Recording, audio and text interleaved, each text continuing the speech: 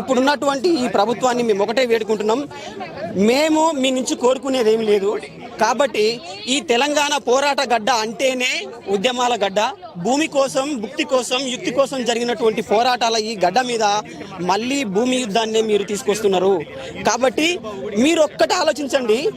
ఎవరైనా పేదవాళ్ళు, భూమి లేని వాళ్ళు భూమి లేక గవర్నమెంట్ భూములలో సాగు చేసుకుంటే వాళ్లకు ఆసరా కల్పించడానికి వీలుగా మీరు ఆ భూమిని వాళ్ళకు కేటాయించాలనే ఒక సదృద్దేశంతో మీరు నిర్ణయాలు తీసుకుంటారు.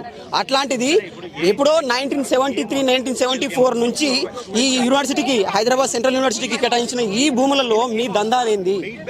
మీరు ఈ భూములను చెరబట్టి నాశనం చేసి, విధ్వంసం చేసి, మూగ జీవాలను హత్య చేసి మమ్మల్ని హింసకు గురి చేయొద్దని, మా భూములు మాకే దక్కేలా నిర్ణయాలు తీసుకోవాలని, ఈ హింసకాండను ఆపాలని సవినయంగా కోరుకుంటున్నా. దీనికి సబ్బండ వర్గాలు, జాతులు, మిగిలిన కవులు, కళాకారులు, మేధావులందరూ కూడా ఈ విద్యార్థి సంఘాలకు, ఈ యూనివర్సిటీకి న్యాయం చేసేలాగా మీ ఒపీనియన్ను తెలియజేయాలని కోరుకుంటున్నా. Thank you.